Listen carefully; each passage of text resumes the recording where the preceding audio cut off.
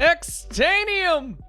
Good luck on those Spanish finals, dude. I didn't realize it was still the season for finals. I thought she'd be done by now. Thank you for the lurk. Good luck. For everybody else, welcome. Whether it's for the first time or maybe you've caught every stream like Xtanium has.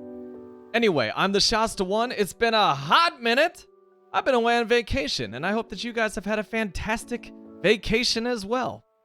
But it is time. It's time to dust off the old microphone and get back to some hardcore Minecraft. Wait for it. Wait for it.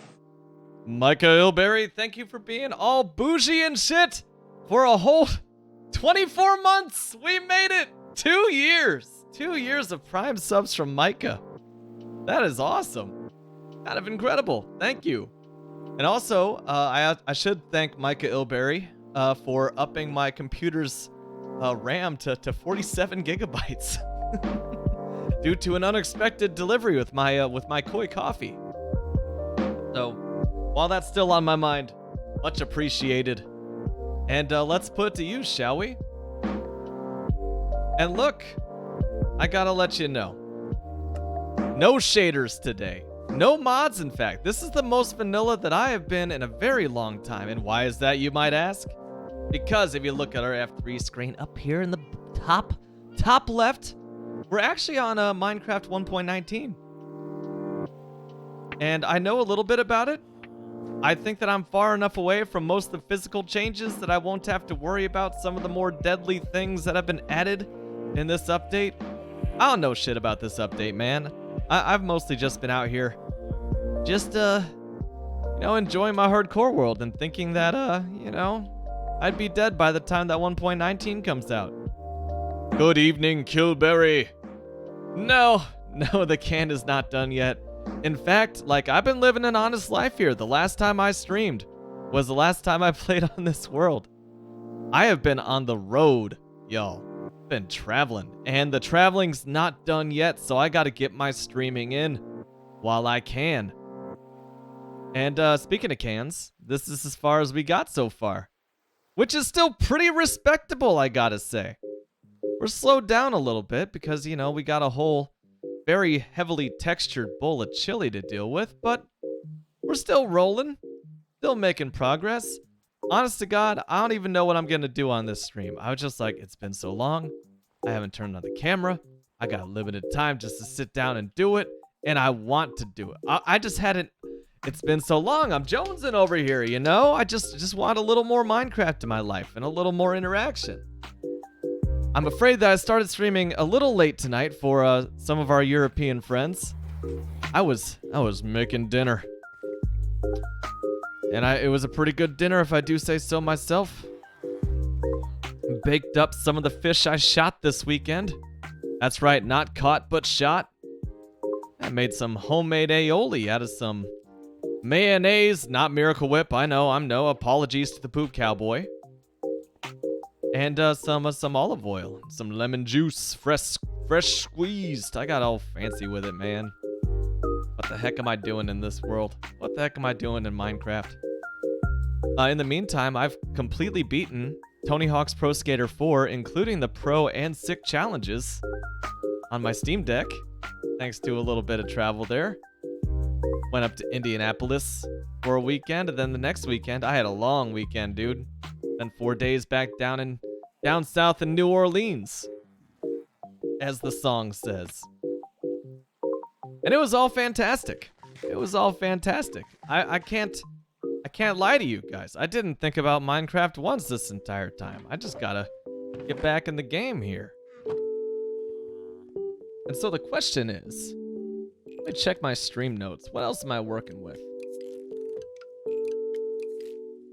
So, Alpine suggests that I could do a piglin trading pit, which actually reminds me of the last thing that we were doing before I went on my little vacation there. Am I a little small down in the corner? No one put Shasta in the corner. Oh yeah. I'm not sure why I have so much. Why am I floating?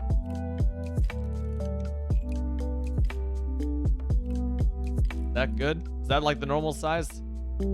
Was it the normal size before and now I just made my head huge? Anything's possible. I'm not gonna spend too much time dealing with that. So yeah, I remember the last thing that I did when I was in Minecraft. We were 2 hours into a stream and I went to the Nether to find some soul sand. And we found a bastion instead. Yeah, there is that non-green screen spot. What up, Quantagon? It's been a little bit, man. That's all on me, not on you. Yeah, I have an L desk. So like over here, there is a small little bit of, the desk that you can see. And also, I think that my green screen's a little further back than it usually is.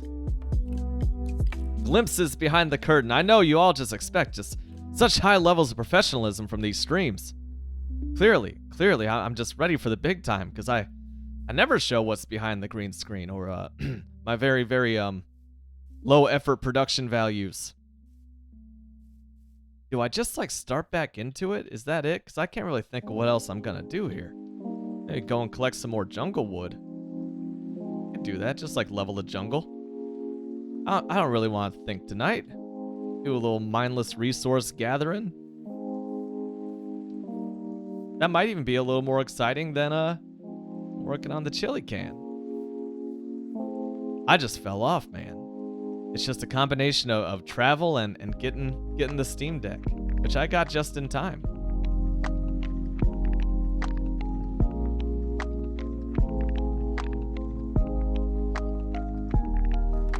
Speaking of just in time, I am now I'm once again a passport carrying individual, so I'm ready to this time I'm going to Canada. I'm not even sneaking across the border. Don't tell anybody about that. Yeah, I'm gonna be a legal visitor of Canada here pretty soon. Jesus, what am I even gonna do today? This place looks pretty good without shaders. 48 FPS without mods, not too shabby, considering how many hoppers and chests are on these walls. Then what? First things first. If we're gonna be doing some traveling, we gotta fix this elytra. That's what I'm gonna do. This may be the most aimless stream of all time as far as like Minecraft objectives go. I have so much dust to knock off. But it's good to be back. Thanks for hanging out, y'all.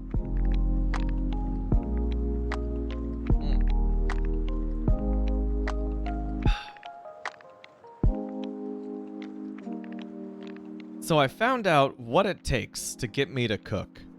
I had a pretty honest drunk conversation with one of my buddies at the Indianapolis 500 at 3 a.m. And he's just like, man, you know what's so great about Zeta? It's because before you met here, look, man, here's what I tell people. I gotta be honest, you know? Shasta, he doesn't clean too well and he doesn't cook. And I just laughed because I was like, yeah, that's pretty well on the money. But what makes me cook is if I go down to New Orleans and I catch that fish myself. Oh, this is gonna be loud, y'all. It's probably already loud. Brace yourselves.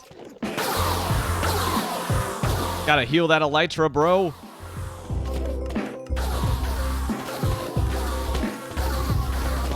That's almost jumping ahead though. Like, holy cow! I've been living it up these past couple weeks.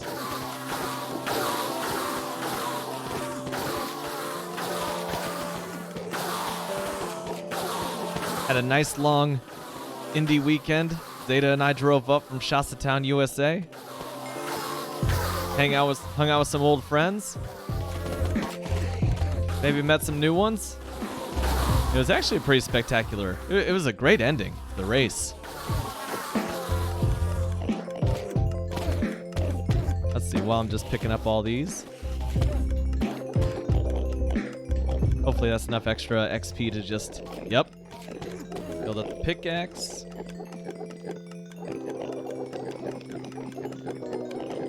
Oh man, I forgot to fill up my inventory. That's how long it's been since I've been...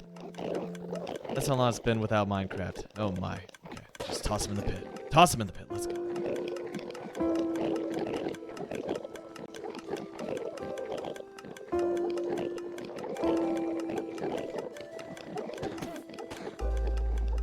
The real story, since I, just got back from this trip. What day is it? Not even 48 hours ago? Okay, a little over 48 hours. Went down to one of my longtime friends' bachelor parties, which was down in New Orleans. And I got a level with you guys. It was kind of almost the exact same setup as my good friend Soy Sauce's bachelor party a few years ago. I think that the best man might have had a little copy paste action going on. I don't know. But I was the only one in the party who was experiencing all this stuff all over again, so I'm just gonna, shut my trap and just enjoy it. And I did. We partied a lot. There was a lot of non-drinking objectives that we accomplished down there as well. It was awesome. I was pretty much in my stream personality, you might say, the entire weekend. I was just super relaxed and happy and personable with basically every person that I met. Or at least I like to think so.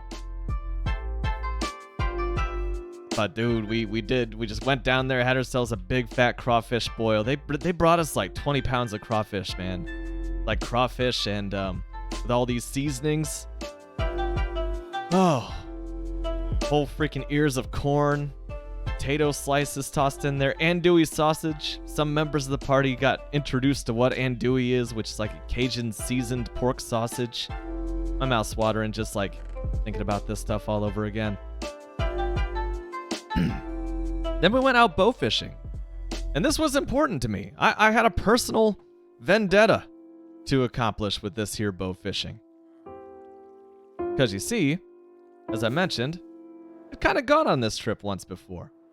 I've been bow fishing, and that time, I didn't hit shit. It was not great.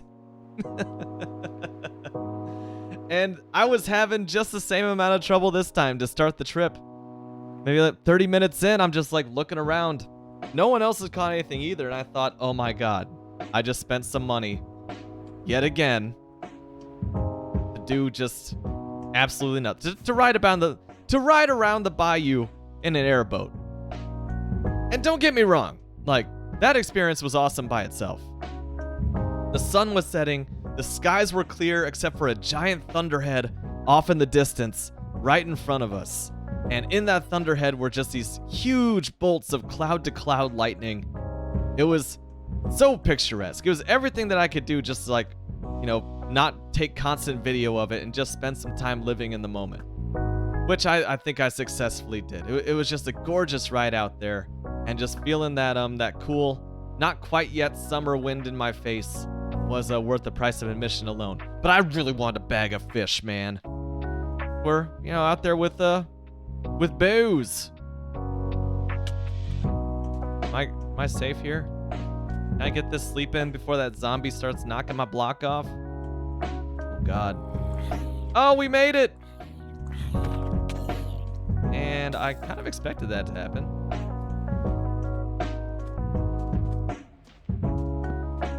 Where was I?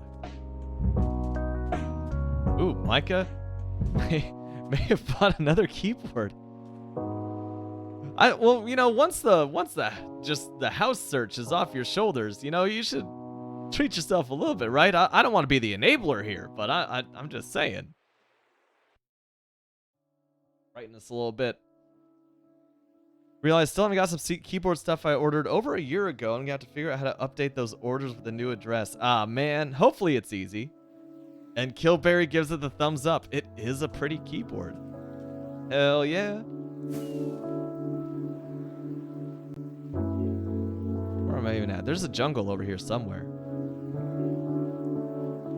Kinda wanna just like continue clearing the woods around my base too. Maybe that's just like a lumberjack stream. Hey, you know what? If you're disappointed to hear that, I'm a lumberjack and that's okay. Oh, where was I? Right. And so I took a few pot shots at a fish, like they were out there proving that there's actual life in these shallow waters. And so, I missed, and each one I was a little more dejected and was just like, yeah, this is this garbage freaking sport. I wasn't cut out to be a hunter. This is just crap, man. And I just kept thinking, about you know, all the advice that I'd gotten from the good old boy who's driving the boat and from my buddies. And basically what I was doing was, one of the pieces of advice that I was given about bow fishing is that you're supposed to not think. Just kind of like trust your hunter instincts from thousands and thousands of years ago, handed down by your ancestors. It's just like cooked into your DNA. Just turn around and point and shoot, and don't overthink it. Well, my problem was I would just turn around and I would just do whatever the bow and arrow equivalent of shooting from the hip is, and I wasn't even like squaring up to aim. I was just like, he told me not to think, and not thinking's one of the greatest assets I have. And so I kept missing. Well, the other piece of advice was to aim below them, because, you know, the refraction of the water. Just aim a little low. And I was like, okay, I can do that, but first things first, I gotta actually aim. I wonder if I've ever explored this boat. And so finally, I had the presence of mind not to panic when I saw one of those big Animal Crossing-esque fish silhouettes in the water. And I looked at it, and I took a deep breath, and I didn't say anything to alarm the other people with bows in the boat in case they got the jump on me, because I was a little selfish there. And took my time, aimed a little below it, and lo and behold, great success. Dude, speaking of great success, look at this. I don't need any of this. This is useless. Still pretty awesome. Let's break that real quick. And yeah, so I bagged my first fish, and it's amazing how my attitude just completely changed about the entire bow fishing experience once that happened. Just amazing. I was able to relax. So, you know, I shook the curse that had been hanging over me for the past 4 years. And it wasn't just me either. Like, I saw this with the other people in my boat as well. Just like, I don't know about this, guys. Like, this is not going well for me. And fortunately, every person on the boat, they did wind up bagging at least one. And me and my buddy Bustin' Chuck, we each scored 5 apiece. And that was the most out of our entire group. So I was pretty hyped about that. Pretty competitive at the end of the day. But like I said, I just felt like I just shook off some like bow fishing demon. And the moral of the story I'm telling you right now, or really the punchline, I suppose, is not much of a joke, but it's the direction that I'm heading with this story is that we got our cuts of fish back at the end of the night in like Ziploc baggies, keep it on ice and all that. And I decided to go into the kitchen for once. Made myself some delicious, if I do say so myself, baked flounder, and I made like an aioli sauce out of, yeah, like I said, I already talked about this. Yeah, tonight's dinner was, I'm pretty happy with it. It wasn't even that complicated, but that's exactly the kind of recipe I need to like get me in the kitchen, you know? So, I'm very pleased with myself. And yeah, that delayed tonight's stream. It was supposed to be yesterday's stream. I just got so much catching up to do. I have not like sat around in my own house in it feels like a very long time. I got back from Indy. I worked for 2 days. It was more like, you know, I was in my house for 36 hours. And off I went.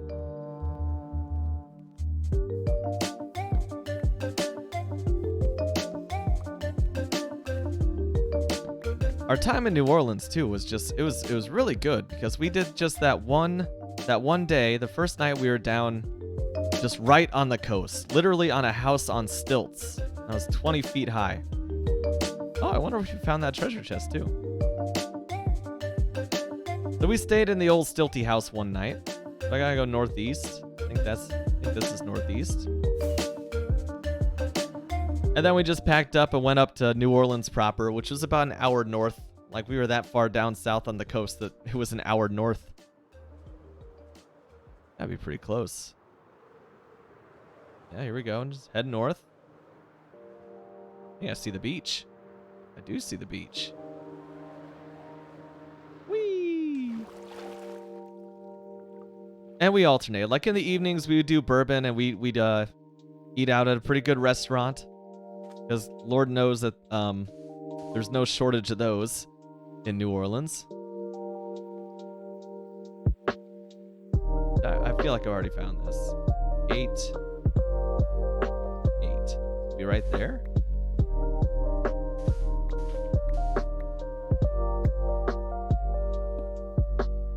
Yeah, I figure I've already found this. And I just ruined a beautiful, pristine beach. I've got a freaking torch here, for God's sake. I surely I found this.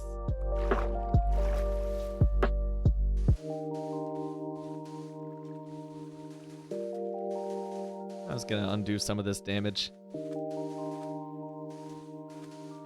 And I'll leave that, and surely that'll inform future Shasta. That I picked up whatever was there. Don't need you anymore. See ya. Maybe I should offload this crap before I continue my quest for jungle wood. I turned off the AC to get this stream going, and I'm not gonna lie, I'm gonna have to turn it right back on.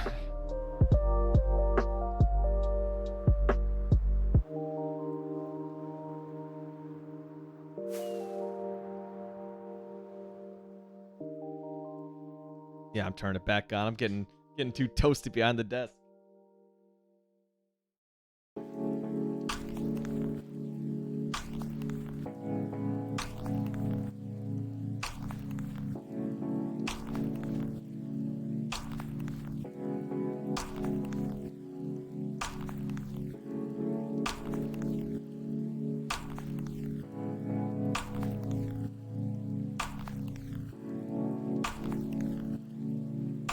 Try this.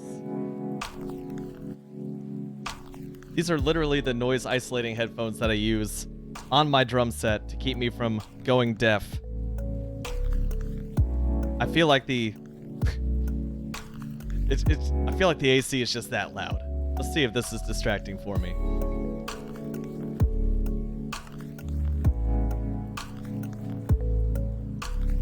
Have I explored that ship?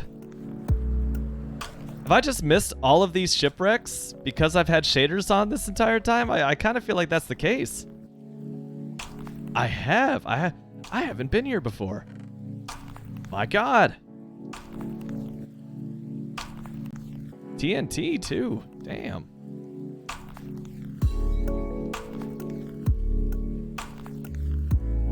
Anything I don't need in here? I want to keep that. I don't need the iron. Don't need that.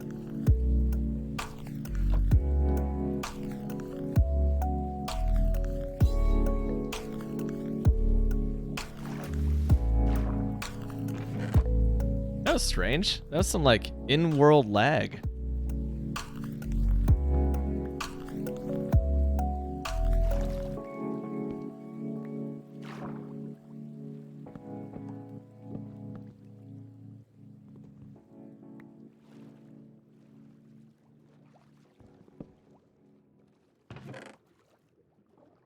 I'll take it.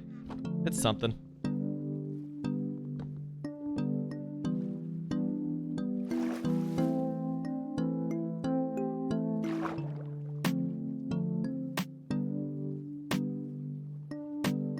Don't even know why I'm picking up all those Wolf Brand chilies with beans. So what's this? I need to go to the southwest.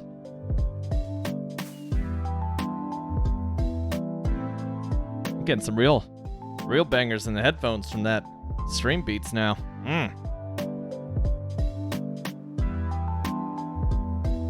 Almost there. Looks like it's right on the edge of a river. Coming up on it? Wait, did iron ingots used to sink? I don't think I ever noticed that. Are you for real? I mean, it makes sense that they would sink.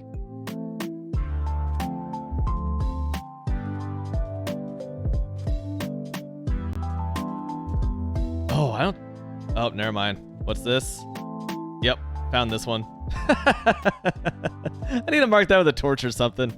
Get out of here. What up, Kevin? I'm glad you asked about this patch. It's a little, the online community's a little upset about this one.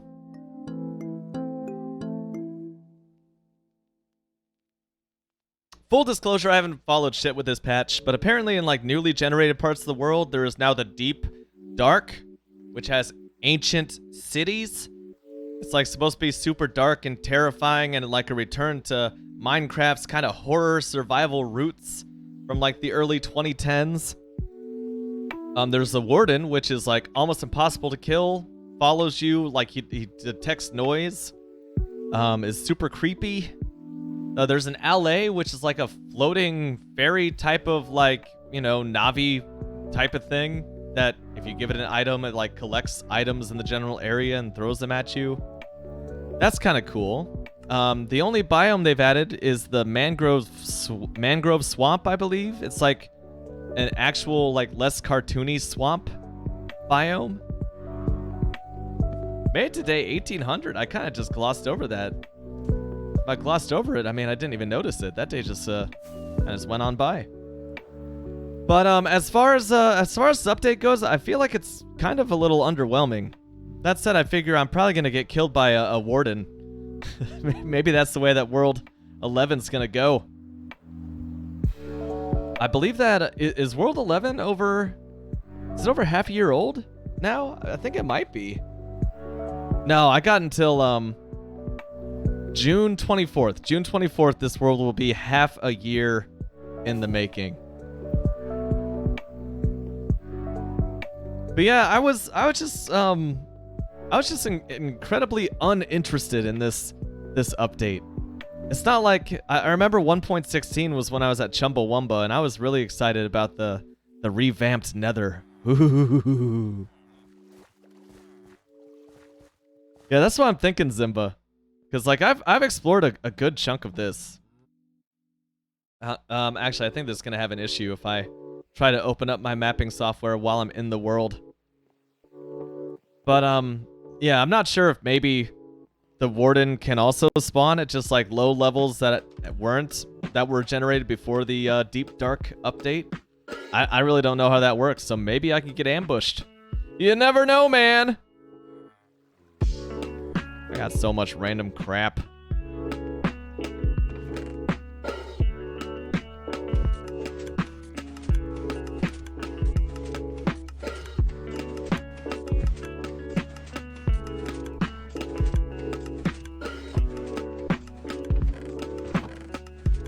Wait.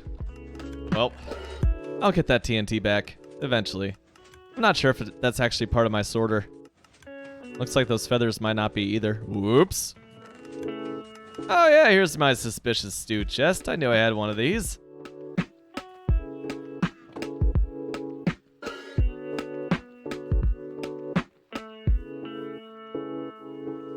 Do I even get back into it?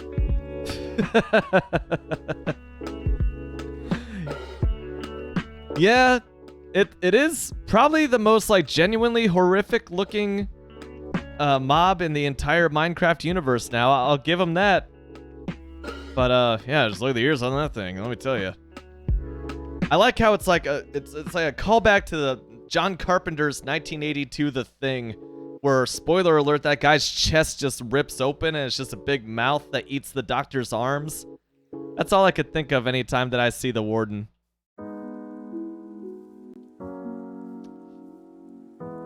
And well, he'll screw your day up, man.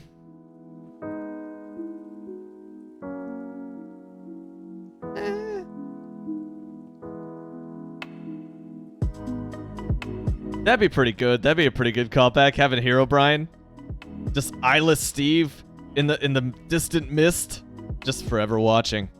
What does he want? Is he friendly? Is he an enemy? Is he your nemesis? Many a copy pasta on Reddit, circa 2010, tried to uncover those mysteries about Herobrine.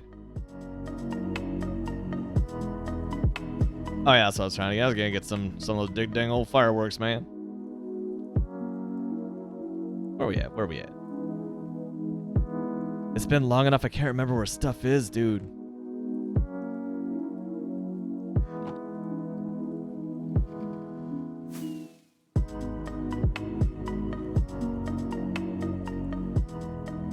Oh man, you see, you already have experienced more of this update than I have. I've never heard any of like the wardeny sounds and you know all that spooky crap, man. And I know that Microsoft sound design is generally the Microsoft era of Mojang, if you will. Generally, their sound design is quite a bit better than back in the Notch days when he just borrowed samples off of freesounds.com, like the classic Steve Oof.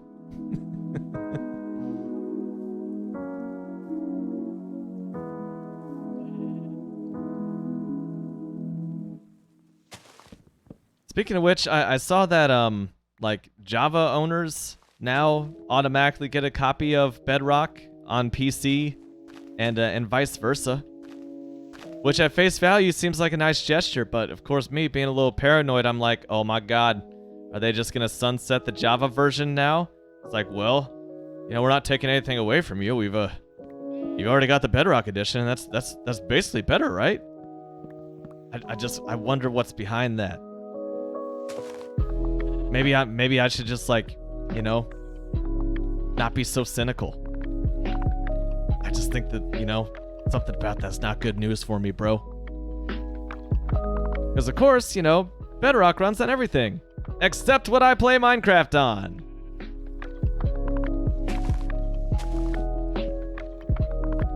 But who knows? Who knows?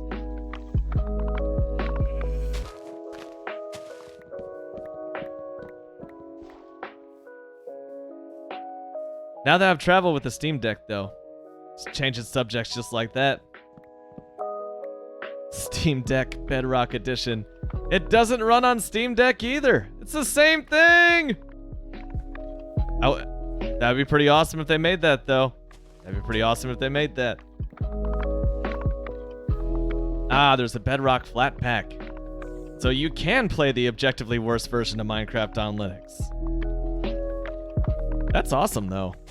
Awesome for Flatpak. It's amazing how quickly like my life went from 0 Flatpaks to like, okay, you know, basically everything's a Flatpak and that's okay.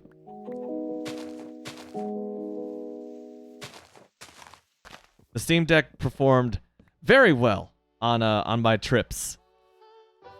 I drove back from New Orleans, but on the way down, I just kind of sat in that back seat, zoned out, and played through some of the pro challenges on Tony Hawk's Pro Skater 4. And some part of me, you know, deep down in my loins, as someone said this weekend, completely out of context, is that I had this kind of suspicion, you know, I had this hope. Let's start with the hope. This optimistic feeling that I would work through my Steam backlog and this would be the way I'd do it. And then, dude, the moment I got emulators on this thing, it was all just kind of game over. Just my entire video gaming library going back to when I was but a wee laddie is now on deck, bro. I've been crawling my way through Tony Hawk's Underground.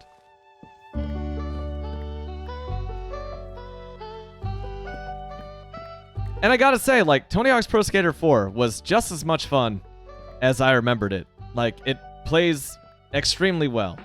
Thoroughly enjoy it. There's something that's just a little off for me about Tony Hawk's Underground, though, and I'm not really sure what it is. It's not quite doing it for me like it did when I was a kid. Control-wise, that is. The story is, you know, classic hero's journey in skateboarder form.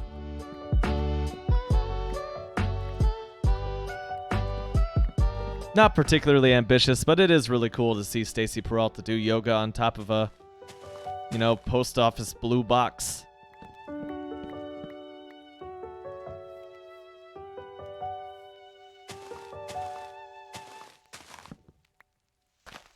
Nice. I should actually... Fancy. Yeah, no, fancy shit. Fancy bitch. Hey, look at that. Jake's back in the house. Shit. Worth every damn penny. Jake, you are too kind. And thank you very much for the sub. Too kind. Absent Crabson, what's up? Good to see you too. I was worried that like none of my friends across the pond were gonna show up tonight because I'm streaming so late. I was cooking a delicious flounder dinner, and so I was not able to start my stream on time. Hello there, says Jake. Good to see y'all. It's been too long, and it's been entirely on me. I've been getting out of the house. Someone told me to touch grass, and I took it way too seriously. Just was gone for about a week and a half. Hey, nothing wrong with doing a little lurking. Just glad you're here. Hope you're doing well. Right back at you. Yeah, like that's a lot of grass touching. Did you know how much grass the world has? I stepped outside and it was just like covered in the stuff. I had to touch it all. There's a whole different species of grass. There's a whole state dedicated to coloring their grass blue. Here they race horses up there too.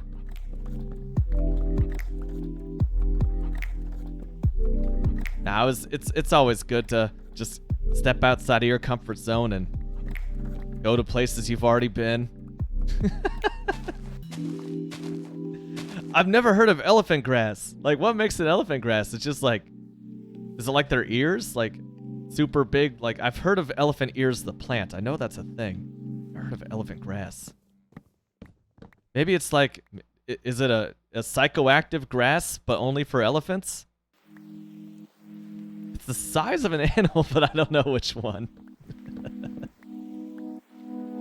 Giant grass. Okay, first Google image search of the night. Elephant grass. I hope this has a banana for scale. Oh my goodness. Alright. Where are you, Monitor 2? There we go. Look at this guy. Person for scale. Tallest grass in the world. 100 seeds of highly desired elephant grass grow as a privacy barrier. This has to be so invasive. The smell of freshly cut electricity. Farmers are harvesting power from grass by the acre. Oh, I guess they're just burning it? This elephant grass is a Magic the Gathering card? It is.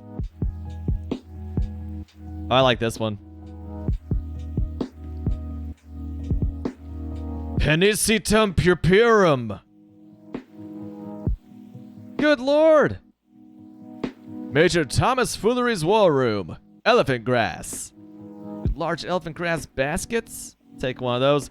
Oh, you can't fool me. That's just an elephant. Trying to pull a fast one. Vietnam War Patrol in the elephant grass. Okay.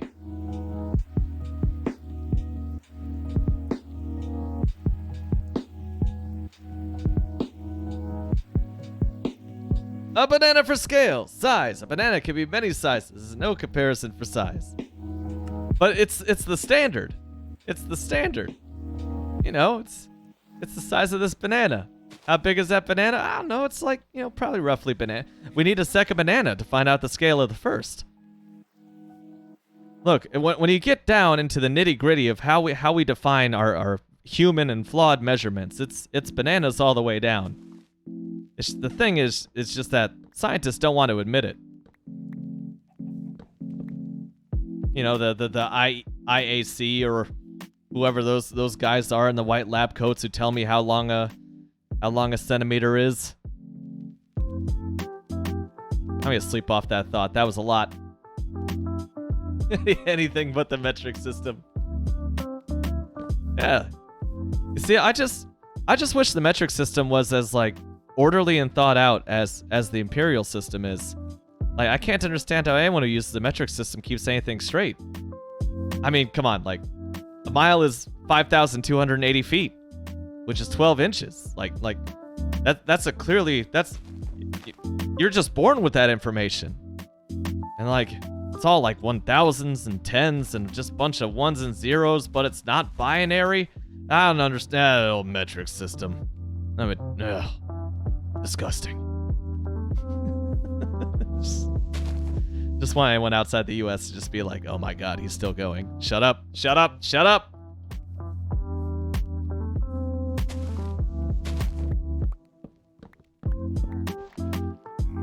Oh, hey guys, what's up?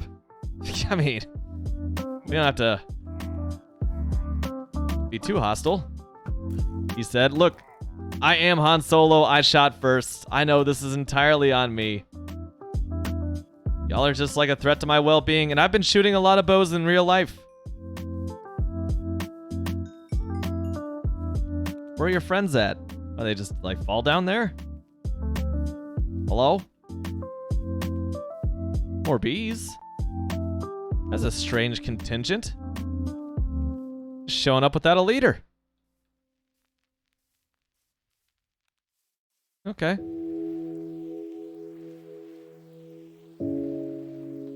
I was shooting bows while I was touching grass. I was shooting bows at fish from an airboat, which is just as intense as it sounds.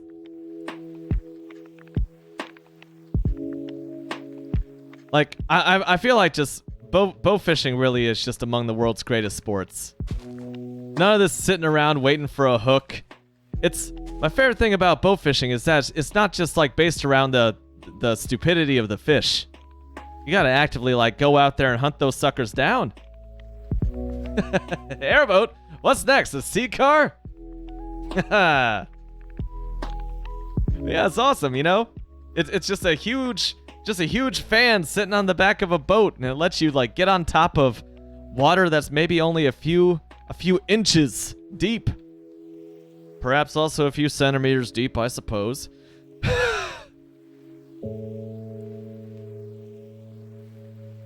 Airboats are just like they're made professionally, but they just look like redneck engineering to me. Like, hey, you know what? We just put a big ass fan on the back of that bass boat. What you think?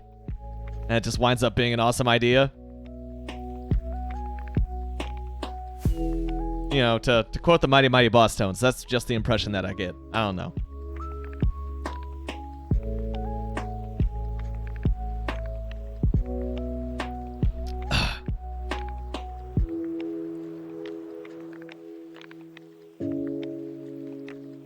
And oh my gosh. There may have been an encounter with a gator while out there on the airboat, but we're not really allowed to talk about that. Do they use them in the bayou? A swamp place in Louisiana. They do. They do. It's like specially made for that exact kind of environment where like grass just like pokes up from these like random spots that would otherwise look like kind of open ocean. It's because it's super shallow, the Gulf Coast of Louisiana. Like the line between what is land and what is ocean is very blurred. You may think that you're on the ocean and you're basically just like in a puddle, and it's still land. Oh god. I'm gonna take him out real quick.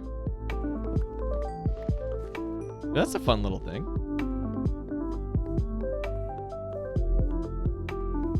Yeah, I think that airboats are kind of synonymous with like the swamps, like the cypress swamps of Louisiana.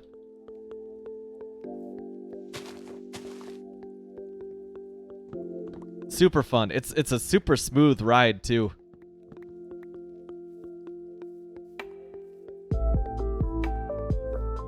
And I don't know. I'm riding a particular like buoy of pride tonight, making myself an Zeta a pretty decent dish. Big, just had to get the cuts off of the fish myself this afternoon.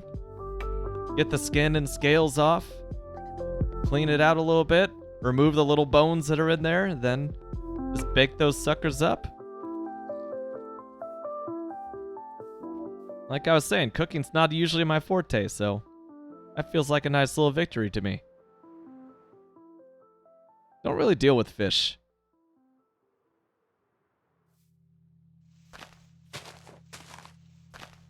It's not that I don't like the taste of fish generally. It's just that, like, if given another option, I'll usually pick the other option.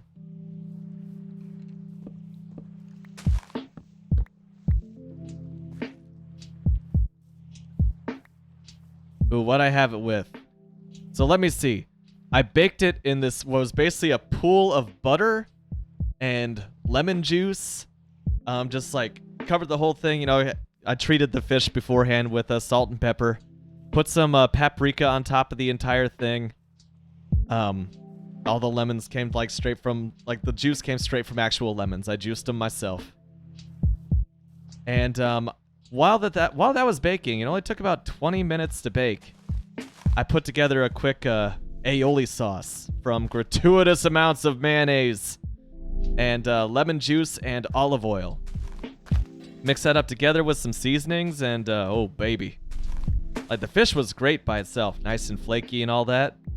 But you put that aioli on it and dude, next level. It was pretty simple. Like we didn't even need sides. I wanted to cook up all the fish tonight just because I was having nightmares of, you know, killing all these animals and just letting their sacrifice go to waste. But oh yeah, it was not in vain. What is this little unexplored cave? This is not a little cave. Oh god, that just that keeps going.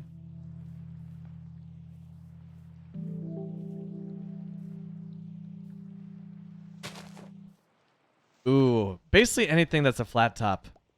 I think I enjoy cooking on more than like a grill or like pots and pans. A griddle would be awesome.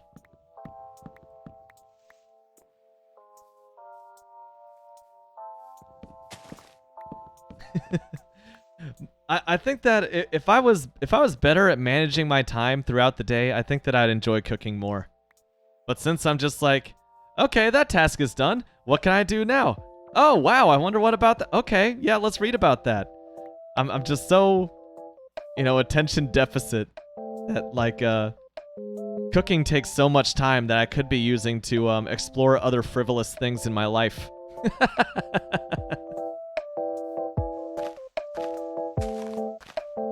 But it worked out tonight. It didn't even take too long to make this. You know, I could definitely grab some fish from the local grocer. And it would not be nearly as fresh. But I could definitely make something pretty quick. Oh, dude, Instant Pots, slow cookers. I have a couple of those in the attic right now. They're awesome, right? You just like throw in a bunch of stuff, set it on low and slow, baby, and come home for dinner. And if your house isn't burnt down, then you got yourself a complete meal. What's a combo Instant Pot / slow cooker? That's interesting. I need to show mine more love. Well, like I was saying, I just need to cook for myself a little more often and take some of that onus off of Zeta and Shasta USA restaurant owners.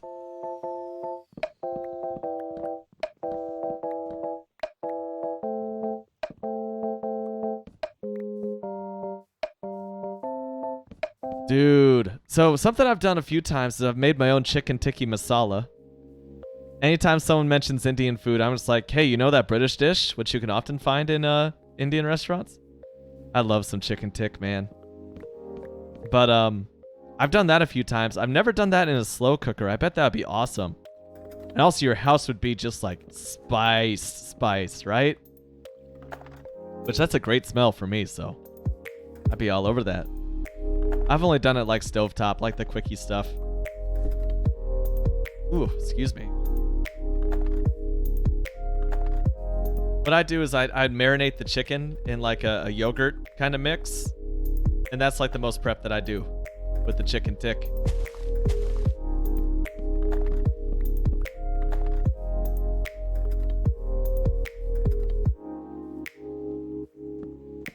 I think like me and cooking, it's kind of like me and bow fishing. We're just bear with me. This has a thread. This has a through thread. But yeah, cooking and bow fishing are kind of the same for me in that like I don't do it often enough that when I don't succeed immediately, I'm just like, oh, this is such bullshit. I'm moving on to things that I'm decent at, and I never really learn how to just like source different ingredients. A great victory for me today is that I didn't just like measure things out hardcore, like every little thing, like this has to be exactly 2 tablespoons, otherwise the dish is ruined. I usually do that kind of thing. Did not do that with the fish and aioli. You know, I had a unmeasurable amount of fish that I just like cleaned off the bones myself. I just kind of winged it, and it worked out really well. Dude, the new house is a wet bar. That's freaking awesome. Gilberry was telling me a little bit about it. Like this house was owned by a pretty eccentric person at some point. I told her like that's a level of eccentricity that I can only aspire to. Haha, fend it, if you will. But yeah, you know, since I had a little like cooking victory today, and since I definitely had a bow fishing victory this weekend, I could do a little bit of both. I don't know. A nice thing that like travel always does for me is I always return home with like a nice zest for life. Like, you know, I can just keep this vibe going, right? I'm just back in the same old environment, but like, I had an experience. I don't think I'm gonna have any trouble keeping this vibe going for a little bit, considering that, you know, Buffalo and Toronto and Boston all await. My bank account's crying right now, but like, I was talking with Zeta, and she's like, when was the last time you've taken a vacation for something that like, you know, just for yourself, not for another event that one of your friends are putting on or something?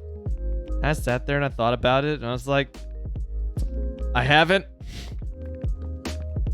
So yeah, my vacation budget is a little bit bigger than it otherwise would be.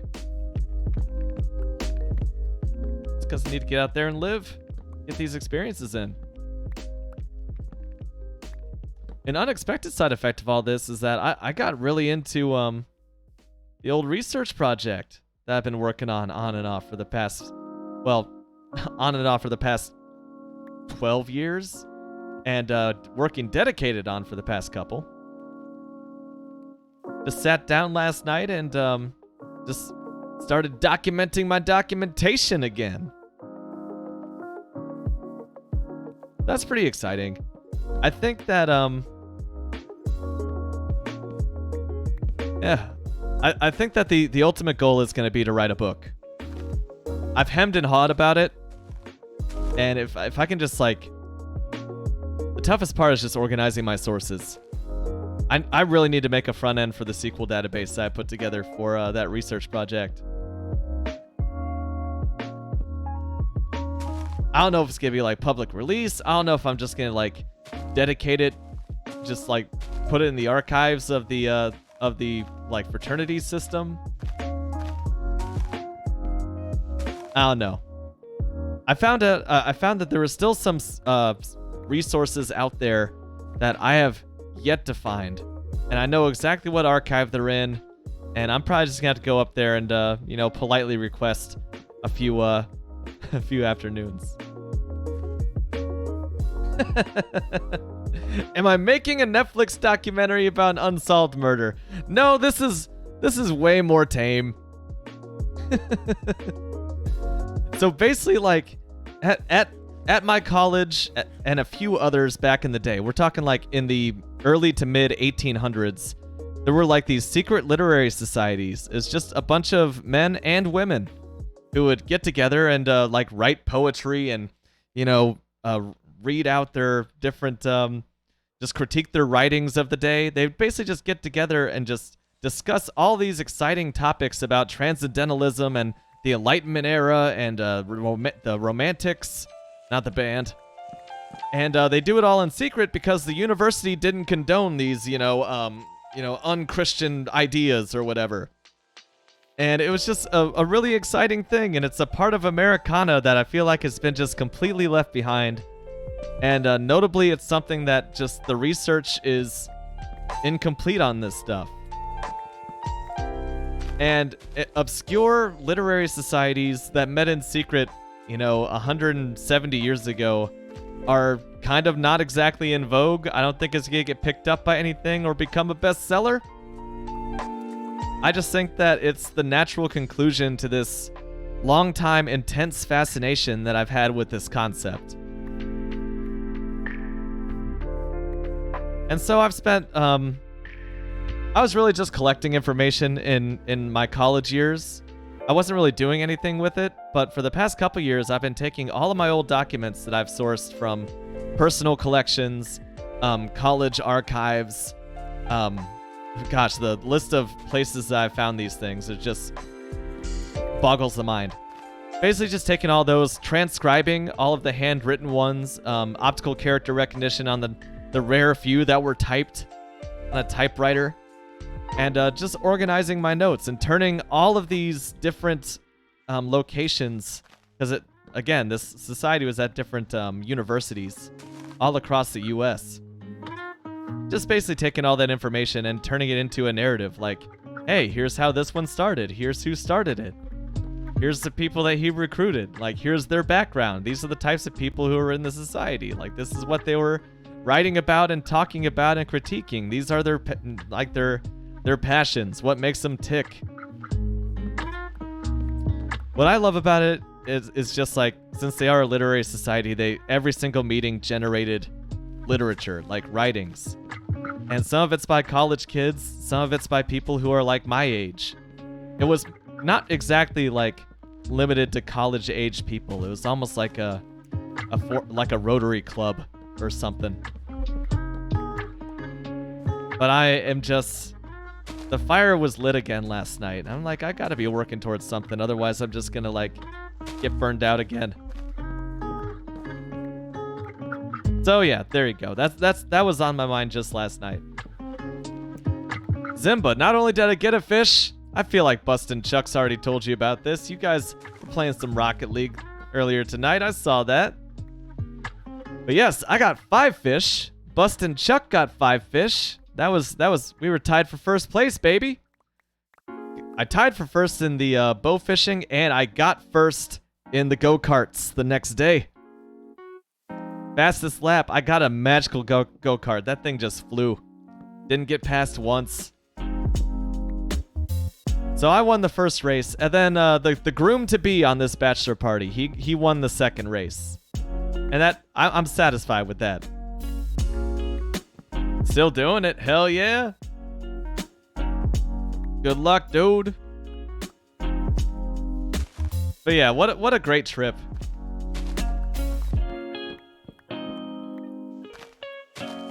What was fun is that, like, some of those people quite a few of those people I'd never met before. Some I hadn't seen in like 12 years.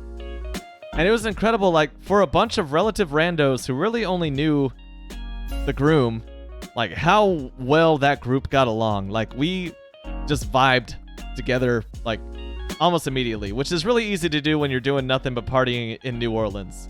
But, like, no one was irresponsible. No one was in it just for themselves. Everyone was just like, look, we're gonna make sure the groom has a good time, and if he has a good time, we're all gonna have a good time.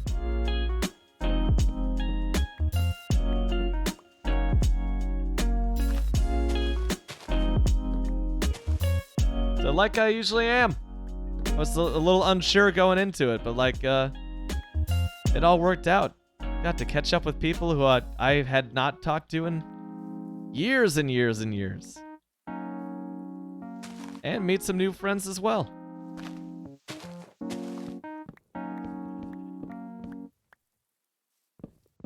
And that's what it's about. Like I said earlier, I basically just like embraced the what I would describe as my Twitch personality. Just rambling, slightly bizarre, and not trying to blend in. When I try to blend in, that's when I just like stumble over myself. I guess, I am just a middle class male, and I could talk all about my work and stuff, when in reality it's just like, hey, I was reading this Wikipedia article earlier, and I don't know. I feel like I was a lot of fun. The other guys may beg to differ.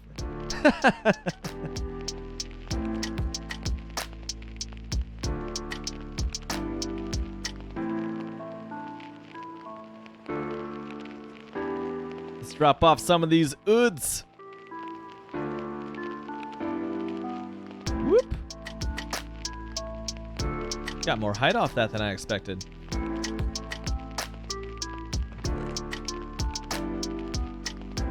Oh yeah, we're gonna be set.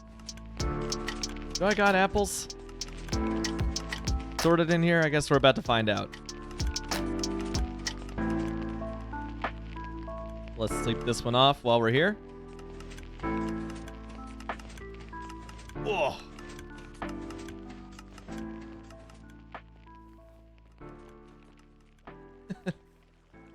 I meant to tell Random Swee and Absent Crapson as well that at Indy this year, the driver who won, he's from Sweden.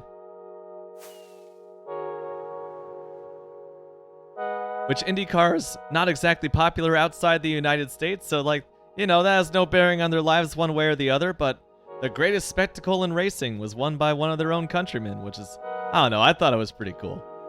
It was a great race. Why blend when you can shine?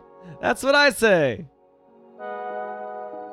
Oh, I like that. I like that. I've never said that before. Oh, yeah. There was one guy on this trip who just really was... He wasn't part of our group. He was, what would you say? One of the activities that we did, you know, whether it was like the bow fishing or like lodging or go-karts. I'm trying to keep it vague to protect the innocent and whatever. But he was just like a colossal douche to the group. And that was one point where I felt like, oh, you know, well, not gonna mesh with that one, and don't really want to. And I wasn't about to let that ruin my day. I think that people who are just kind of, you know, bitter like that, I think that they just kind of make themselves miserable, right? So why stoop down to their level, baby? Oh, that was another thing too. We wandered into the Carousel Bar. It's a literal 1940s carousel inside this hotel bar. Absolutely beautiful. We were just there to like duck inside and see the thing because it's like a historic part of the New Orleans experience. And as it was, Lena Prima was performing on stage with her band right there. And Lena Prima is the daughter of Louis Prima. Louis Prima is a legendary trumpet player and entertainer, like general entertainer from New Orleans. International fame. He's the trumpet player on Sing Sing Sing. You know that the Chips Ahoy song? Yeah,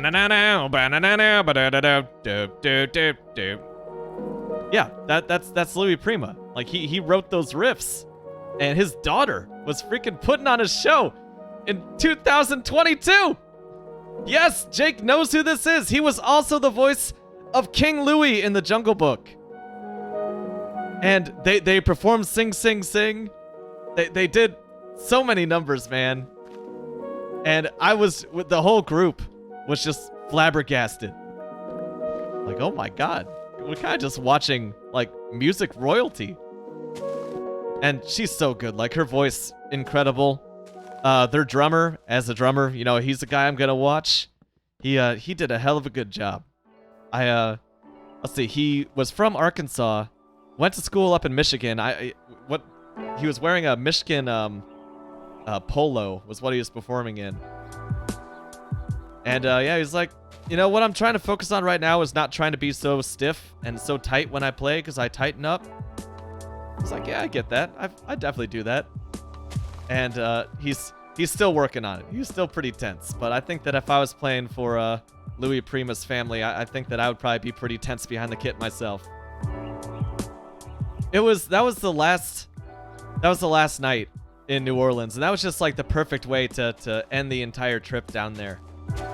Granted, we all went back to the hotel and we all drank more beers until like 4:30, 5 in the morning. Just like catching up on the whole trip and just general just hanging out. It was a great way to end the trip.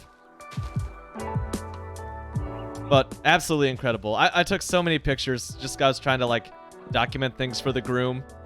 I would go up to the groom and I'd just be like, I'd say his last name, but you know, again, names change to protect the innocent. Just be like, Mr. Groom, and just like take a bunch of pictures all in a row.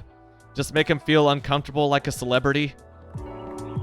And yeah, I got quite a few videos of the Lena Prima experience.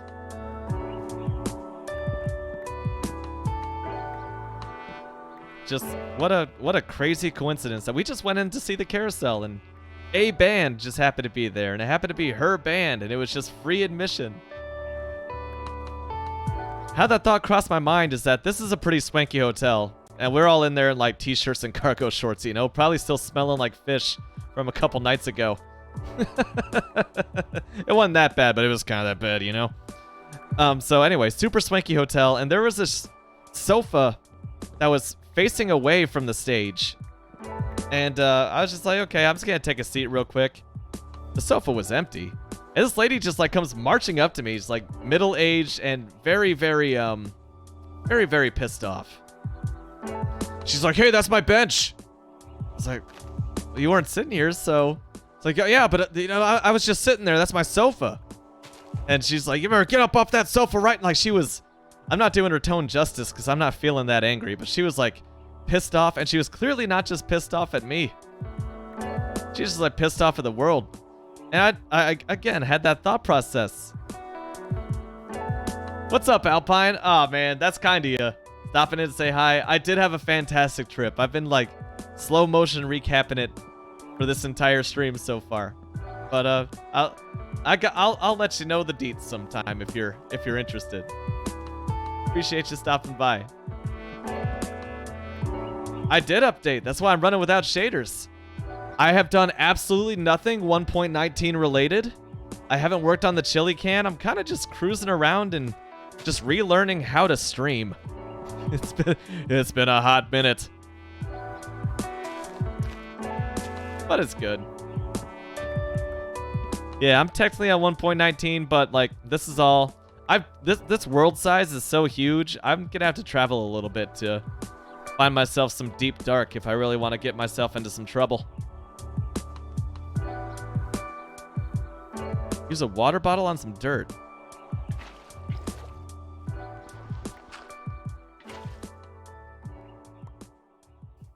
Oh, water bottle. I thought you were talking about this water bucket.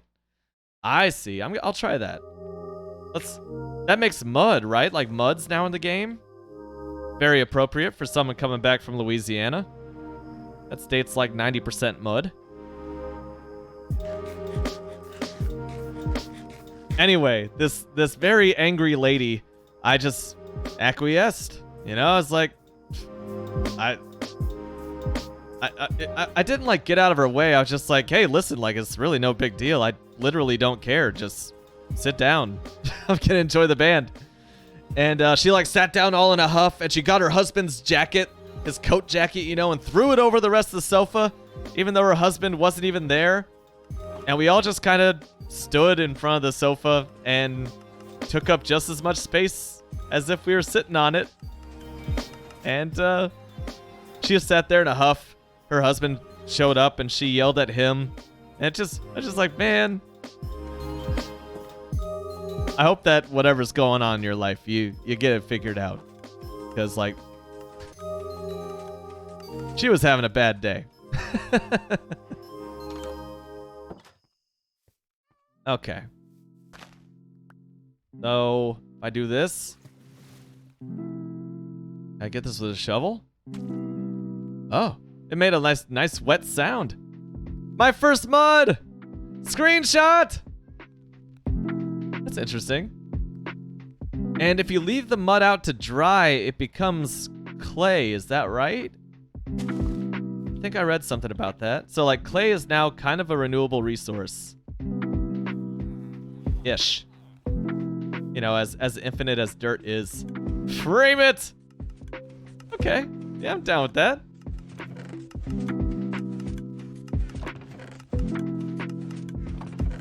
Thought I had some random frames around here. Maybe I hung them all up.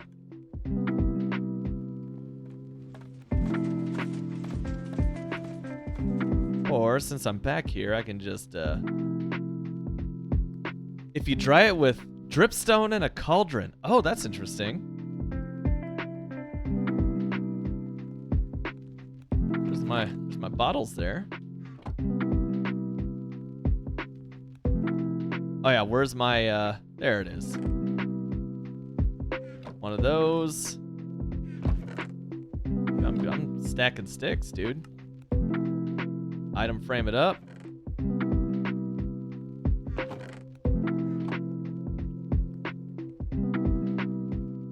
This is going in the Block Hall of Fame. There's also packed mud and mud bricks. That's interesting. To like differentiate it from clay bricks, I guess. You know, that's two different things.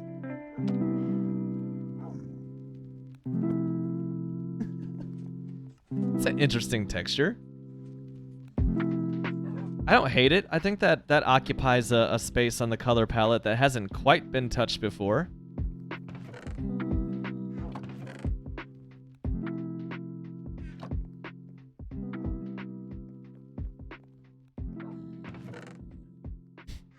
I could still die so many times.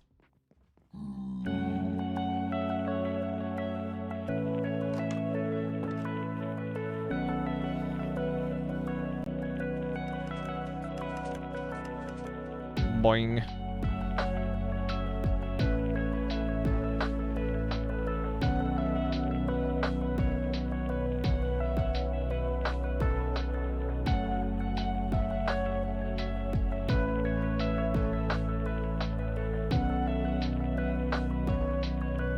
That's right, the signs are right here. I had to stop and be like, where are the signs at?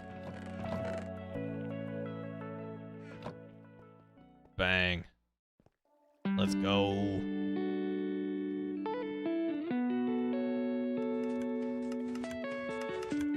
Oh, something else stream related that's kind of interesting. My Steam Deck First Impressions VOD on my like YouTube archive. I archive all of my Twitch streams on YouTube just because like, you know, they would take up way too much storage on my PC otherwise. Yeah, my Steam Deck First Impressions VOD has over 500 views on YouTube now. It's picking up a little weird traction. Shasta's first mud.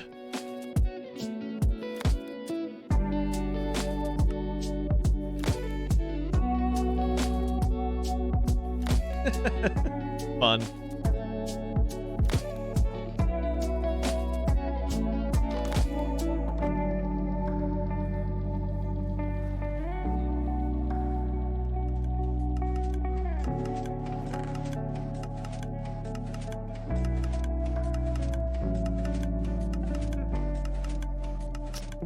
Oh, that's good.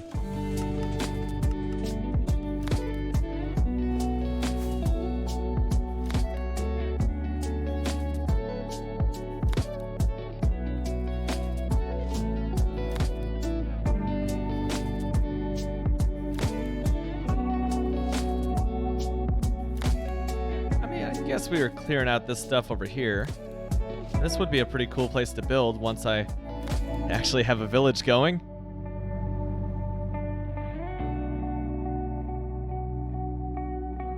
The cave is pretty cool.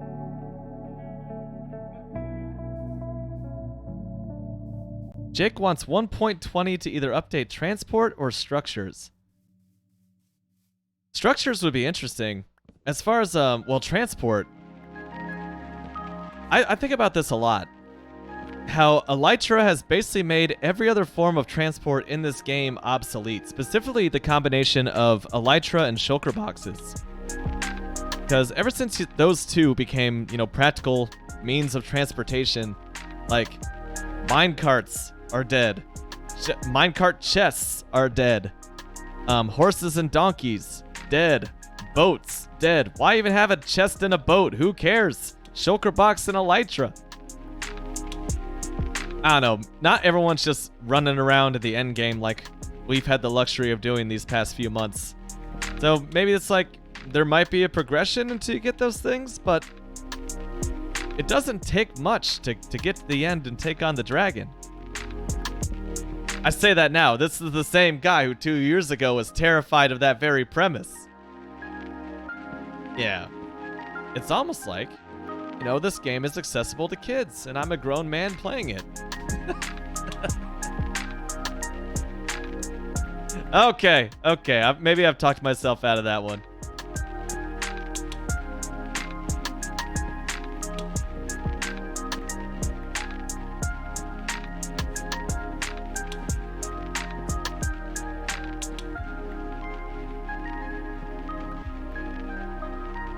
All right, Micah. Thanks for hanging out, man. Have a good night. And yeah, deal with those messages in the morning. They can wait.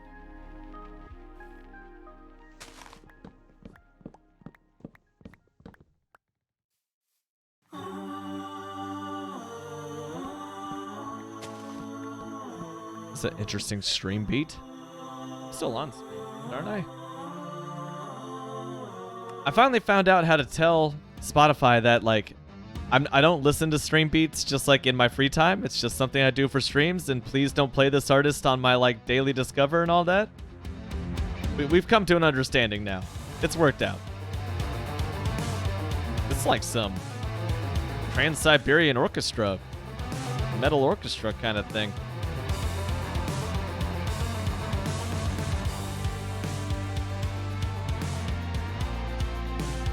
Oh.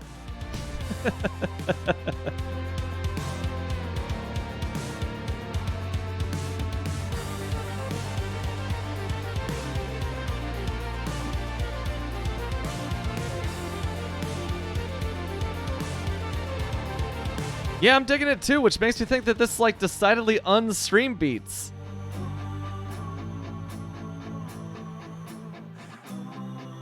Yeah, it's called Fjord, and it's a Stream Beats original.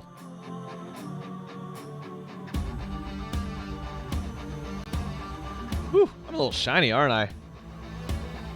It's been a busy, I was about to say it's been a busy day, but it's been a busy just like 2 weeks.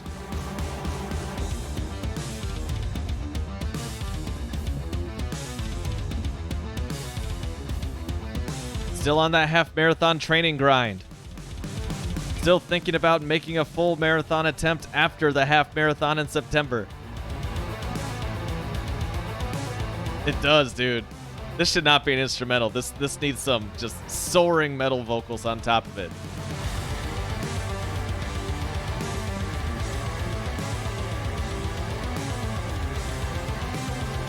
It's like Stream Beats knew I was using my drumming headphones tonight.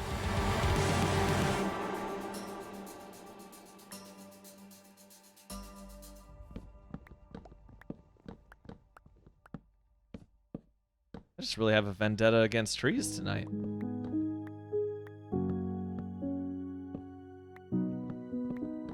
I need to just make one of those tree farms. I mean, I'd still be doing this, except I would just do it with fire if I had a tree farm. They don't even take that much to build either. I also saw, oh, this is something I need to do.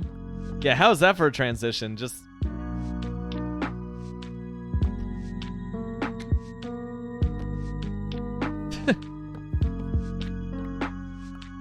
yeah, from Rammstein to the Postal Service, I would describe that transition.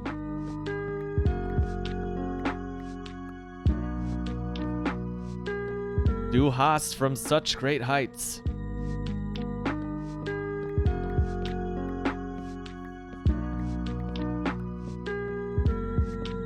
Seeing some enchanted evil down in that cave for sure. Man, that guy won't even burn. I'm gonna have to take him out.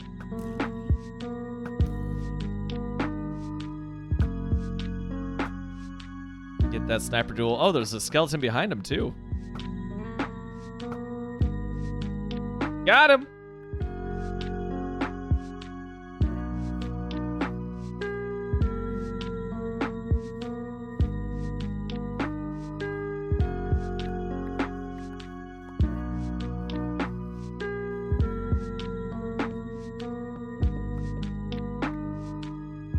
I'm smiling because there is a story from the Indy 500 2 weekends ago that I have not shared, and it makes me chuckle every time I think about it. So usually I bring a twin-sized air mattress to Indy. It dates back to the days when I was single. Just going there by myself. Well, let's take out these guys while I'm telling this very peaceful story.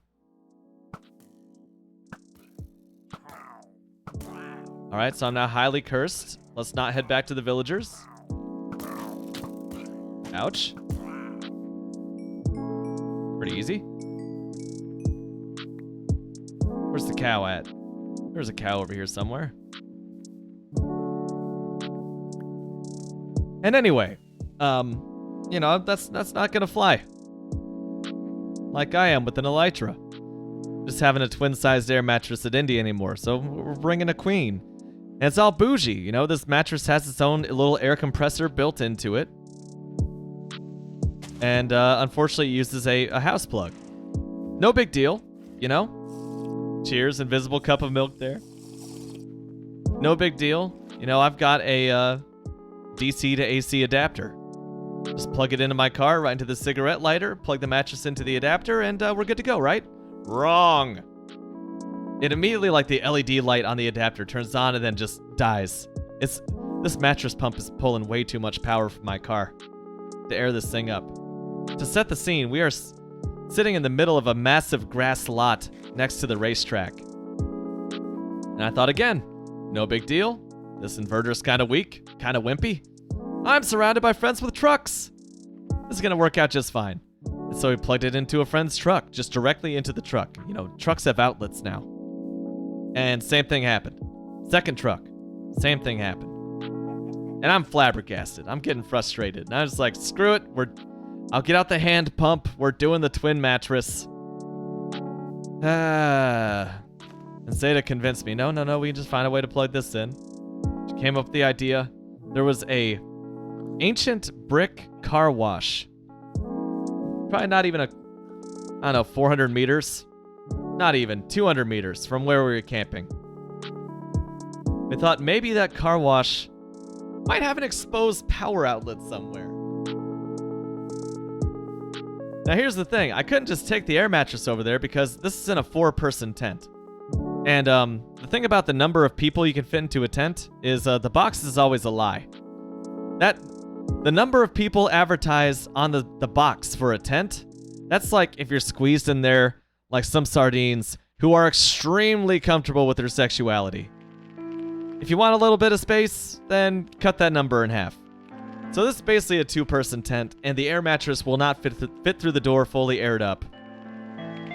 So what we had to do is we had to get 4 people, 1 on each corner of my tent, and carry the tent and air mattress across this grass lot through all these camping spots to the car wash, find an available outlet, plug in the mattress, air up the mattress there on the side of the road from this exposed power outlet, while like the entirety of the like local area just kind of looks on.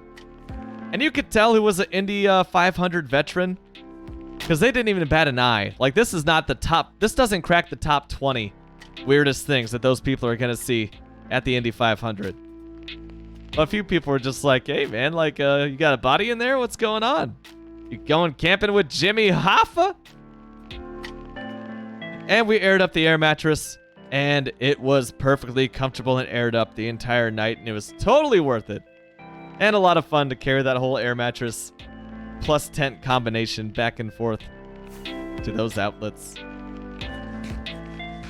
I don't even know what I'm doing on this stream, man. I'm just knocking trees down like it's my job. I got nothing. I'm still recovering from the bachelor party, apparently.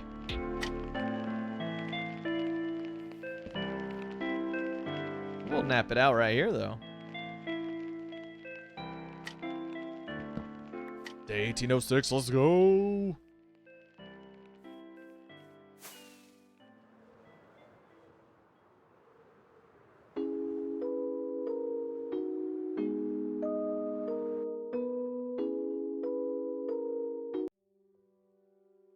I'm worried that some of those tracks that we're playing might not have been stream beats. Like, just put it on this, you know, if you like this playlist, you'll like this random playlist. So parts of this might get picked up by like, you know, YouTube or Twitch. Playing that old copyrighted tracks. We'll see. We'll see.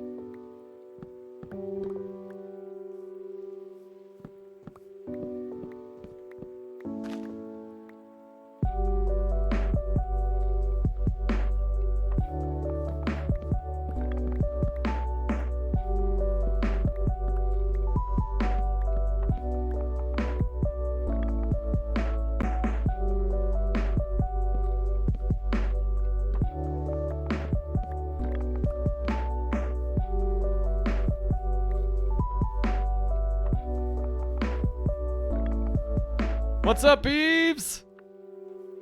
Bro, you want to see the can? I don't even want to think about making the can tonight. I want to do something a little different. And so I did. Wait, before we get to the can, I got some things I need to harvest down here. I made mud for the first time. That's the exciting highlight of this stream. You can tell it's been a real banger. Oh my god, we got a lot of these bad boys.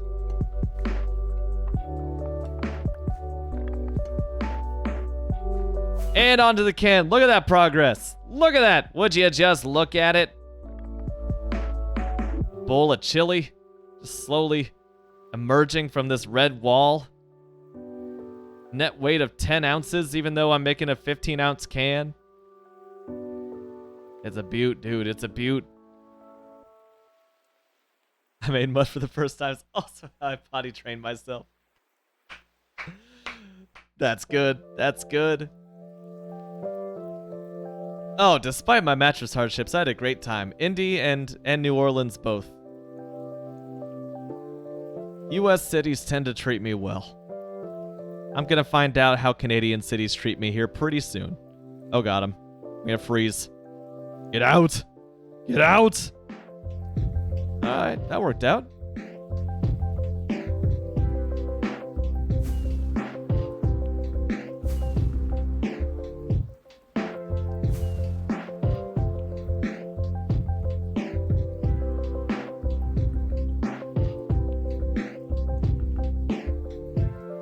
Woo! But this is where I'm gonna wrap it up for the night. This is gonna be a short stream. Just wanted to say hi. Catch up with you all. Remind you that I still exist, and just get used to streaming again. So I'm planning on streaming a couple times as this week goes on. And I'm not filling this can with lava beeves. I'm not doing it! I gotta give my tortured voice a rest.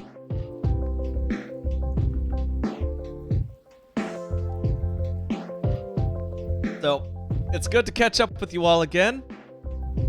Hopefully I get to do this a couple more times this week. And hopefully I have my voice back. So, much love, Beeves. Jake, appreciate you, man. I very much appreciate the company, entertaining commentary from the chat from all of you. Whether you're lurking like Extanium or Absent Crabsent, or maybe you're watching this VOD later on. Thanks for watching. Thanks for hanging out. And take care of yourselves out there. Love one another. And I'll catch you next time. I'm the Shasta one.